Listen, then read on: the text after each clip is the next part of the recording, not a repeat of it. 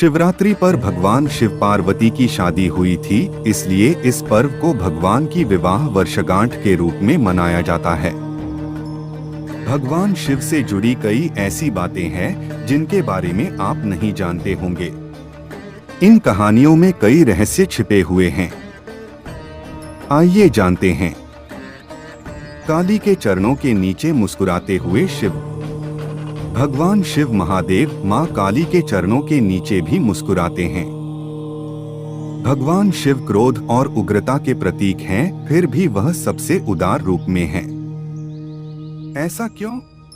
आइए बताते हैं इसके पीछे की वजह।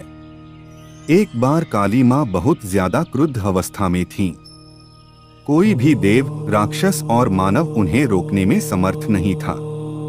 तब सभी ने मां काली को रोकने के लिए सामूहिक रूप से भगवान शिव का स्मरण किया। महाशक्ति जहां जहां कदम रखती, वहां विनाश होना निश्चित था। तक महाशक्ति ने जहां जहां कदम रखा था, वहां सब कुछ खत्म हो चुका था। लेकिन यहां अपवाद हुआ। मां काली ने जैसे ही देखा कि भगवान शिव की छाती पर उनका पैर है, उनका गुस्सा शांत हो गया और वह पश्चाताप करने लगी। इस एक कहानी से हम बहुत कुछ सीख सकते हैं। यह मायने नहीं रखता है कि हमारे पास कितने संसाधन हैं और हम कितने शक्तिशाली हैं। कई बार ऐसे मौके आते हैं जब हमें सोच समझकर परिस्थितियों को संभालना पड़ता है।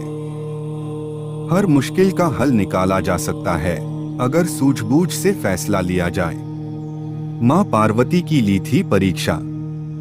हम में से कुछ लोग ही जानते हैं कि भगवान शिव ने मां पार्वती की परीक्षा ली थी।